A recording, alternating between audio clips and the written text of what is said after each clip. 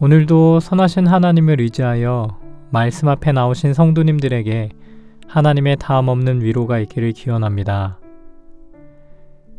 이제 성령님의 도움을 구하는 기도 드리겠습니다. 이 시간 말씀 앞으로 나아갑니다. 말씀이 지닌 회복의 영이 오늘 지치고 힘든 인생의 여정을 거닐다 말씀 앞에 선 이들에게 임하시어 그 마음의 위로와 평강이 넘치게 하옵소서. 그리하여 말씀으로 회복된 마음을 가지고 세상에 나아가 세상을 회복시키는 평화의 도구가 되게 하소서. 이 모든 간구 예수 그리스도의 이름으로 기도드립니다. 아멘. 이제 하나님께서 오늘 우리에게 주시는 말씀을 읽겠습니다. 먼저 구약 성경 출애굽기 3장 6절입니다. 모세는 하나님을 뵙기가 두려워서 얼굴을 가렸다. 신약성경 마태복음 17장 7절에서 8절입니다. 예수께서 가까이 오셔서 그들에게 손을 대시고 말씀하셨다. 일어나거라, 두려워하지 말아라. 그들이 눈을 들어서 보니 예수밖에는 아무도 없었다.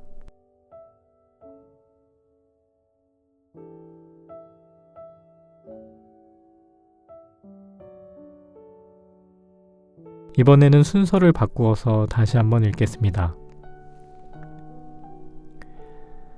예수께서 가까이 오셔서 그들에게 손을 대시고 말씀하셨다. 일어나거라, 두려워하지 말아라. 그들이 눈을 들어서 보니 예수밖에는 아무도 없었다.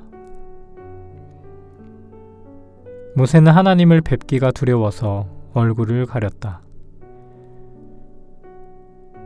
오늘 말씀 가운데 마음에 다가와 움직이는 단어나 구절, 이미지가 있다면 그것을 떠올리시면서 기도하는 마음으로 잠시 묵상의 시간 갖도록 하겠습니다.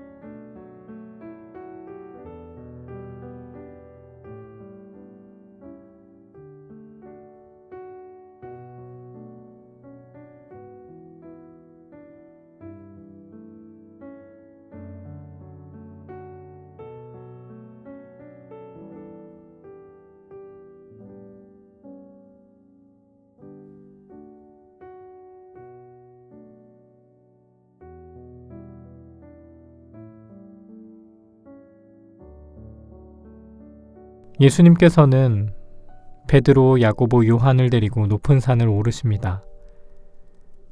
그곳에서 율법과 예언의 대표로 해석하는 모세와 엘리야를 만나십니다. 베드로는 그 황홀한 신비 속에서 살고 싶다며 초막 셋을 지어 모시겠다고 합니다. 십자가를 지고 따라야 할 길은 까맣게 잊어버리고 맙니다. 그런데 하나님께서는 왜 이런 신비를 경험하게 하셨을까요? 자기 십자가를 지고 따르라는 두려운 부르심 이후에 주신 위로였을까요? 마태복음 17장 5절에서 그 의도를 분명하게 밝히십니다. 이는 내 사랑하는 아들이다. 나는 그를 좋아한다. 너희는 그의 말을 들어라. 예수님께서 누구신지 분명히 알고 그 말씀에 순종하라는 뜻입니다. 기적도 환상도 치유도 그러므로 하나의 길을 가리키는 표지판입니다. 주님을 따라 십자가를 지고 가는 삶의 방향을 분명하게 가리킵니다. 그런데 베드로는 그 표지판 옆에 집을 짓겠다는 것입니다. 얼마나 지속될 수 있는 그런 집일까요? 교리, 예배 형식, 영성 프로그램, 설교와 찬양. 어쩌면 이 모든 것이 황홀한 간격을 붙잡고 그것에만 안주하려는 또 다른 초막들은 아닌지요. 자기 십자가를 지는 삶을 미루려는 초막이 아닙니까? 토마스 키팅 신부님의 마음을 열고 가슴을 열고라는 책에서 기도 중에 신비한 체험을 하며 어떻게 해야 할지 가르친 적이 있습니다. 대략 이런 내용으로 기억합니다.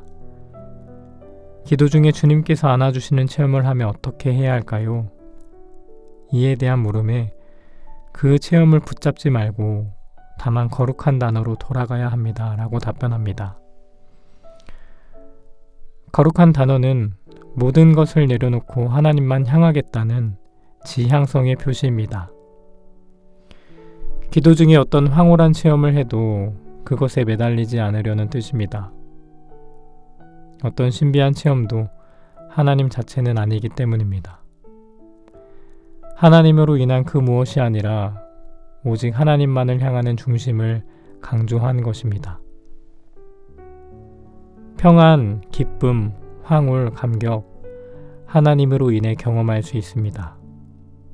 그러나 이런 반응 자체에 집착하여 하나님을 찾는다면 하나님을 원하기보다 하나님을 이용하려는 것이 될 수도 있습니다. 심리학자들, 뇌과학자들의 연구에 의하면 인간의 마음은 무엇을 경험하든 결국 일상적 감정으로 돌아온다고 합니다. 큰 행복을 느껴도, 큰 슬픔을 느껴도 결국 자신이 일상에서 경험하던 마음자리로 돌아온다는 것이죠.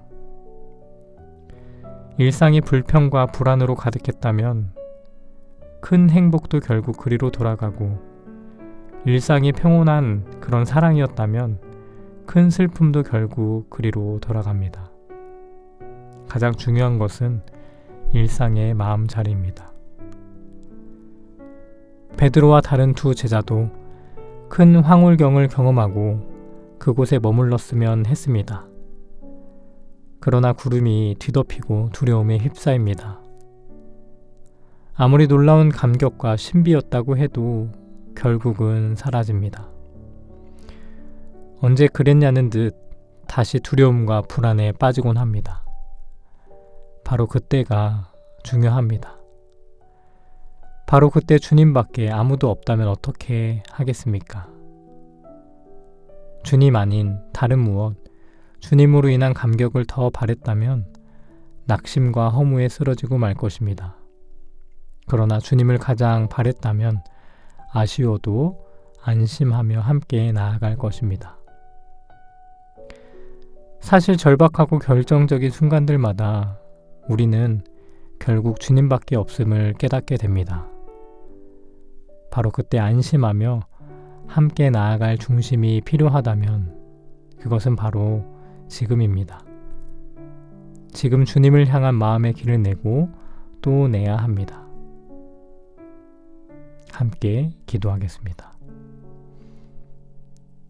사랑의 하나님, 하나님을 따를 때 주시는 거룩하고 소중한 것들을 경험할 때가 있습니다.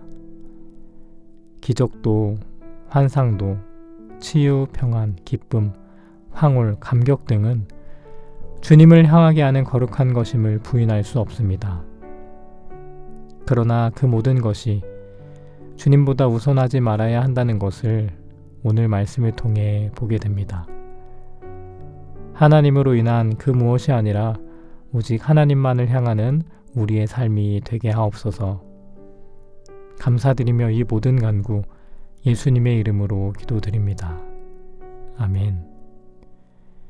이제 계속해서 여러분의 기도와 묵상을 이어가시겠습니다.